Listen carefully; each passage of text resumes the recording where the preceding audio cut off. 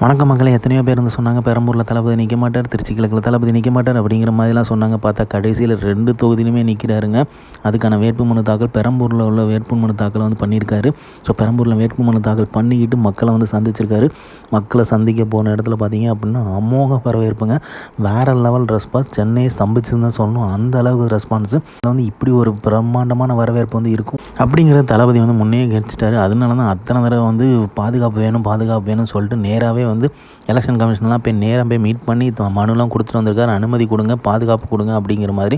So எமோஷனலாக நிறைய சீன்ஸ்லாம் நம்ம பார்த்தோம். மக்கள் வந்து அவ்வளோ தூரம் வரவேற்றாங்க. தோழர்கள், தோழிகள் எல்லாருமே தளபதி வந்து அந்தளவுக்கு வரவேற்றாங்க. தளபதி பேசினதையும் வந்து ரசித்தாங்க. ஸோ தளபதி வந்து அவங்கள பார்த்தே நேராக கேட்டாங்க. 2 பேருக்கு தான் போட்டி அப்படிங்கிறதையும் சொன்னார்.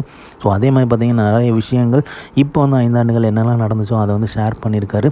அதை வந்து சொல்லி தான் வந்து அவரோட ஓட்டை கேட்டிருக்காரு. அதே மாதிரி ஒரு வாய்ப்பு கொடுங்க அப்படிங்கிற மாதிரியும் கேட்டிருக்காரு.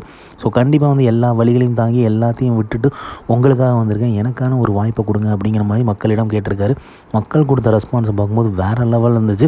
இந்த அளவுக்கு யாருக்கும் இருந்திருக்குமா அப்படிங்கிறத வந்து தெரியலை.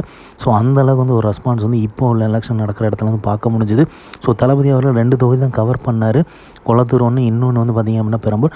இது 2 தொகுதிக்கு அப்புறம் வந்து போதுமான பாதுகாப்பு இல்லை அப்படின்னு சொல்லிட்டு ரிட்டன் ஆகிட்டார் அப்படிங்கிற மாதிரி சொல்கிறாங்க. ஸோ அதனால் வந்து மேலும் வந்து அவர் பிரச்சாரத்தை வந்து கண்டினியூ பண்ணல.